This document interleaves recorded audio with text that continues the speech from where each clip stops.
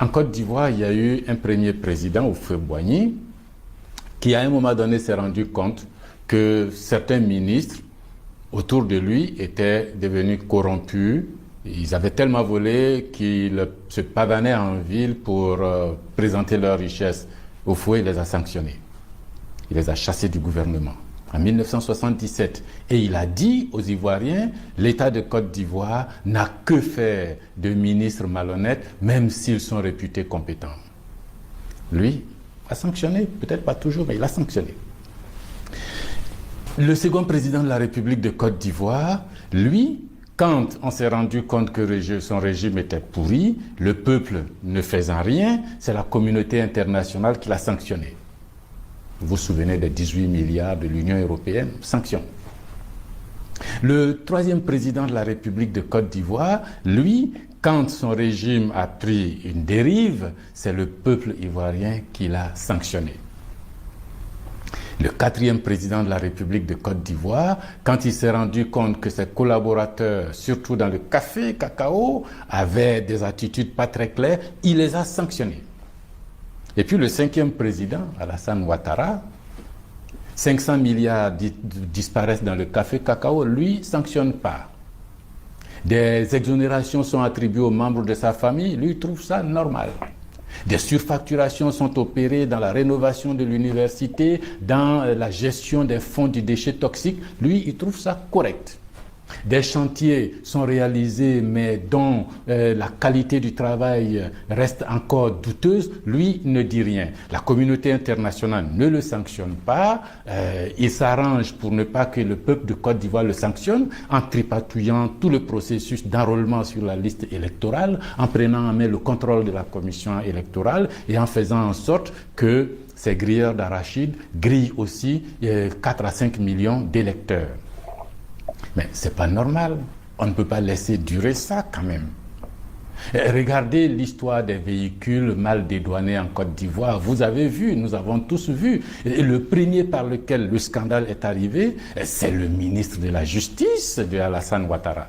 Il s'offre un véhicule de 70 millions de francs CFA à peu près et le président de la République ne s'étonne pas qu'un ministre dont il connaît le salaire, qui était un fonctionnaire, et qui n'est pas industriel, qui ne brasse pas des milliards dans l'industrie et le commerce, mais qui s'offre un véhicule de ce type et le président de la République ne trouve pas curieux que son ministre puisse faire ça. Et de surcroît, avec tout l'argent qu'il a, il refuse de dédouaner et puis il nous provoque ce scandale. Kleptocratie.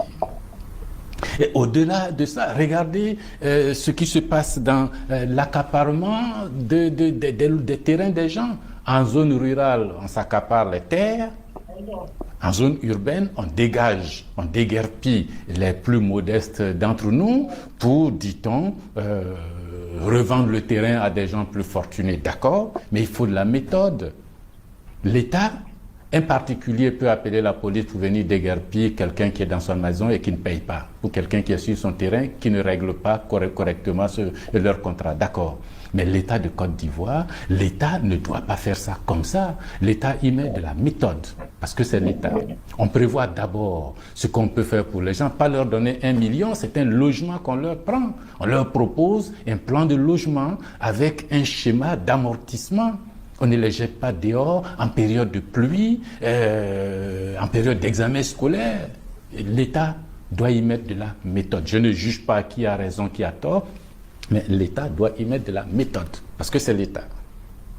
Mais tout ça se fait, on dit qu'il n'y a pas d'argent, les gens doivent de l'argent, mais qu'est-ce qui se passe au Petit Palais? Toujours dans la kleptocratie. Le Petit Palais, c'est le palais présidentiel. C'est le palais dans lequel a vécu le président de la République, Henri Konan Bédié. C'est le palais dans lequel l'empereur Bokassa a été logé à l'époque. C'est le palais dans lequel le premier ministre Afi N'Guessan a été logé. C'est un terrain à Cocody de plus d'1 hectare, peut-être beaucoup plus. Vous connaissez le prix du mètre carré dans cette zone de Cocody? Et il y a un chantier qui s'est engagé sur ce petit palais, on casse, on reconstruit, il y a des camions qui ramassent de la terre qui s'en vont, on a mis des tôles pour entourer, mais il n'y a aucun panneau de chantier, alors que la réglementation fait obligation à l'État de Côte d'Ivoire, chaque fois que sur un chantier, l'argent public est utilisé, d'afficher qui est le maître d'œuvre, qui est le maître d'ouvrage, le chantier est financé comment, ça va durer combien de temps? Rien de tout cela dans le petit palais.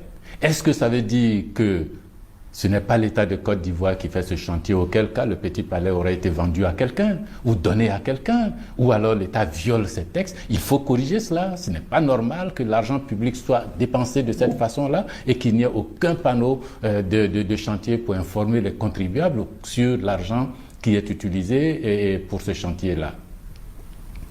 Alors, on vole les terrains, on vole dans le cacao, on vole dans les surfacturations d'universités, dans l'argent des déchets toxiques, mais avec tout cet argent, on n'est pas foutu, ils ne sont pas foutus de payer les droits de douane qu'il faut pour l'État de Côte d'Ivoire. Si on prend des sanctions pour, premièrement, rompre le contrat avec Kipus, parce que ce que ces gens-là font, c'est rien du tout. L'État de Côte d'Ivoire peut faire ça. Pour rompre le contrat avec Webfontaine, parce qu'eux aussi n'ont pas grand-chose à faire. On a créé une poche là pour encaisser de l'argent simplement.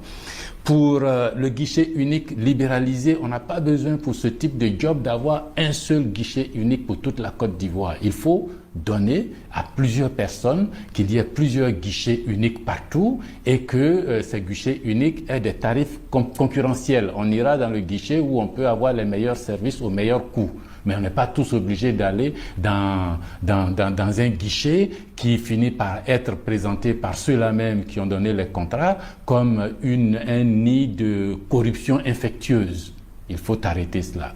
Et tout cet argent qu'on va collecter en sanctionnant tous ceux qui détournent dans les caisses de l'État, en mettant de l'ordre dans les finances publiques, en ne volant plus, tout cet argent peut permettre d'engager un programme de logement social avec un projet de location-vente pour que les plus modestes de notre société puissent avoir un logement et payent dans des délais plus longs de petites sommes qui vont permettre à leur famille aussi d'être à Abidjan, d'être en Côte d'Ivoire et d'être logés. Ils sont citoyens eux aussi. Mais pour ça, c'est pas ce régime qui va le faire. Ce régime-là est kleptocratique.